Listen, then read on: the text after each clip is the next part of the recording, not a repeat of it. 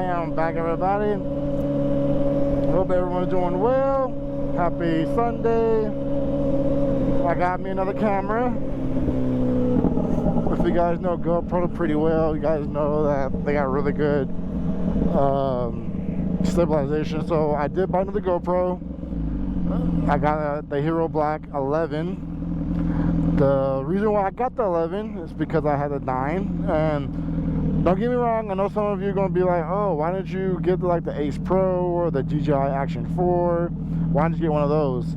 Because I know they do really good with low lighting. So hear me out.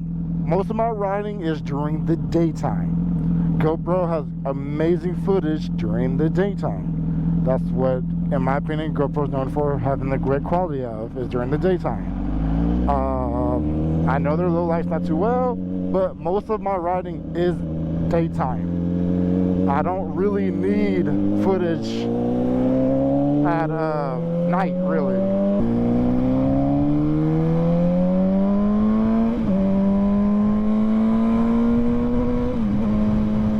But I like GoPro's. I like what GoPro does.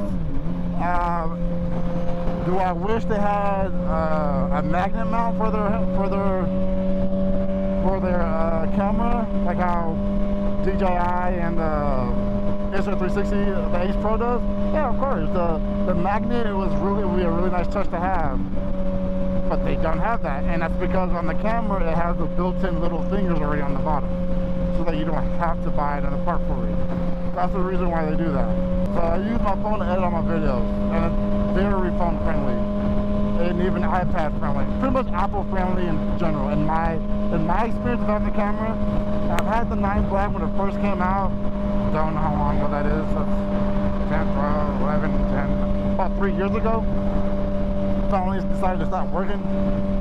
Y'all see my little short on YouTube. Y'all see why it wasn't working or whatever. But yeah, so you know, I had a good run with that camera. I still have it. But for some reason it starts to work again. I can, like, you know, use it for like a camera for the show or something. But the Ace Pro and the Action 4 I just didn't get because, one, it was way more expensive than the GoPro. I wanted to save a little bit of money. And then also, just like I said, I don't ride at night a lot. Like, I do, but I don't. So with that said, I was like, you know what, I really don't need it for night riding. I don't need the low light because I don't really use it for nighttime. Now the Ace Pro though, if I had to choose between the Ace Pro and the DJI Action 4, I will get the Ace Pro because of the flip screen. I definitely like to use videos to see what I am recording without having to always like have the camera at a weird angle to see what I'm recording. The screen would definitely help with that for sure.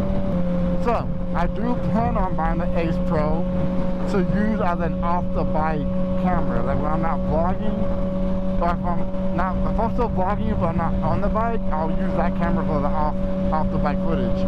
Which, if I'm at a bike night, which is at nighttime, I'll use that camera because it has the nighttime stuff.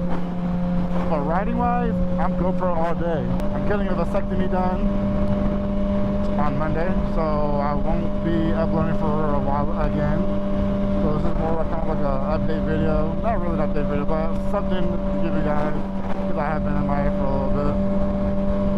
Wanted to give you guys something. So yeah, guys. I hope you guys happy that I'm making videos again. I was gone for about 2 weeks. Sucks that my GoPro died, but it is what it is.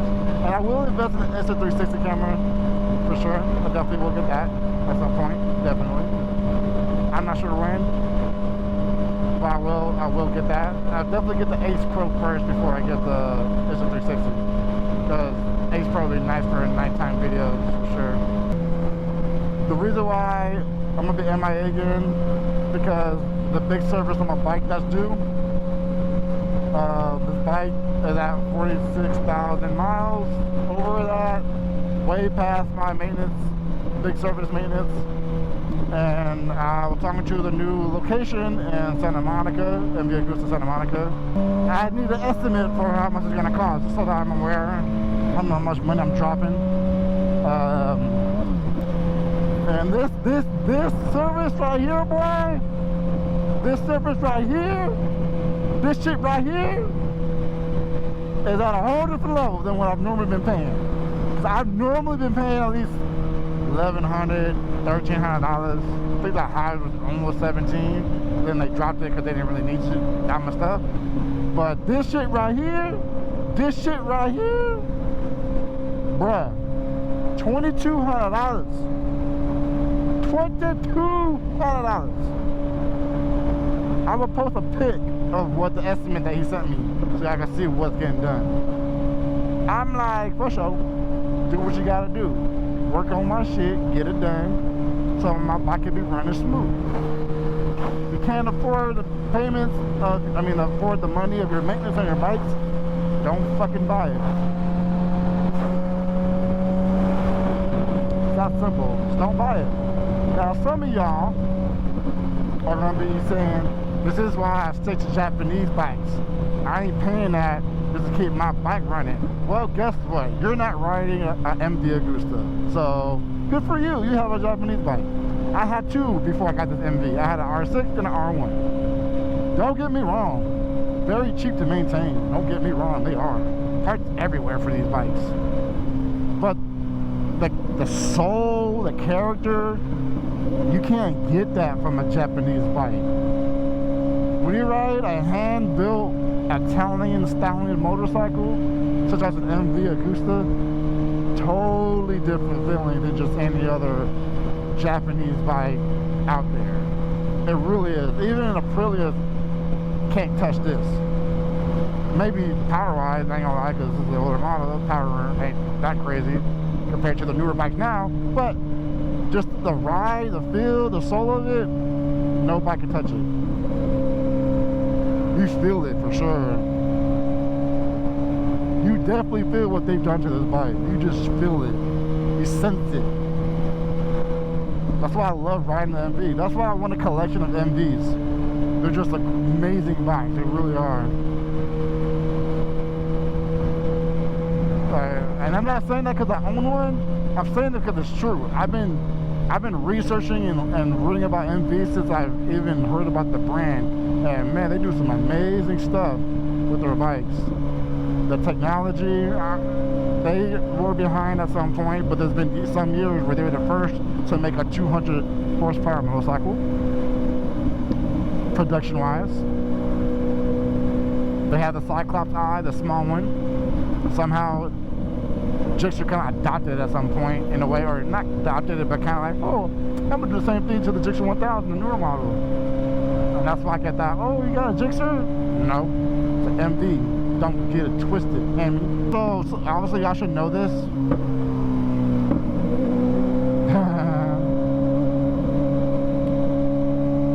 Some of y'all don't know this. Well, maybe you should, but if you don't, you're gonna learn something new. That the higher miles the bike gets, the more expensive it's gonna get to maintain it because of wear and tear.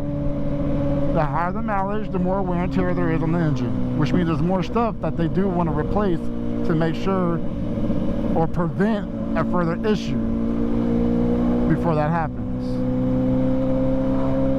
And for the most part, the parts is kind of not too bad actually on these bikes. It's the labor that's really making it expensive. The labor is insane, in my opinion. But anyways, hope you guys enjoyed a little quick video. I hope my audio is good too. I had to put it in a certain spot. Hopefully it sounds good. If not, oh well, I tried. But hope y'all have a great day, great night, depending on when y'all watching this video. And I will catch y'all on the next one. Alright, peace out.